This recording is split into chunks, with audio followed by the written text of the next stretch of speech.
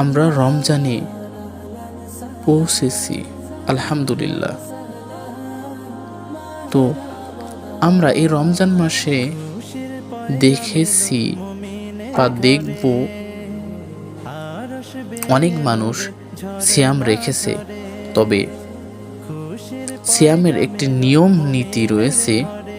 কি কারণে সিয়াম ভঙ্গ হয়, কি কারণে সিয়াম হয় না, সেটা কিন্তু আমরা জানি না অথবা জেনেও মানি না।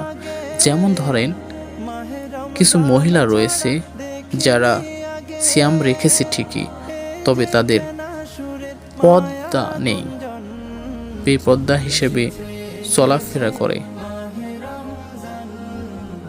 আমি সেই মহিলাদের বলতে চাই, সেই মা বোনদের বলতে চাই, দেখেন, আপনি আল্লাহর জন্য সিয়াম রেখেছেন, সেই শবে সাদিক থেকে শুরু করে মাগরিবের আজানের আগ পর্যন্ত অথবা সূর্য ডোবার আগ পর্যন্ত এত কষ্ট করে সিয়াম রেখেছেন আল্লাহর জন্য।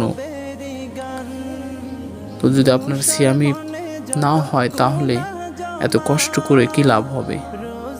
আপনাকে যেমন সিয়াম পালন করার জন্য বলা হয়েছে কোরআন হাদিসে, তেমনি আপনাকে পর্দা করার জন্য বলা হয়েছে কোরআন হাদিসে। তো আপনি যেমন সিয়াম পালন করেন আল্লাহকে ভয় করে ভালোবেসে, তেমনি আপনি আল্লাহকে ভয় করে ভালোবেসে পর্দা করবেন, এটাই আমার অনুরোধ। আজকের সংক্ষিপ্ত বক্তব্য এইটুকুই। আল্লাহ যেন আমাদেরকে মানার তৌফিক দান করে। মহিলা মা বোনদেরকে বলতেছি, আল্লাহ যেন আমাদেরকে হেদায়েত দান করেন, আমিন।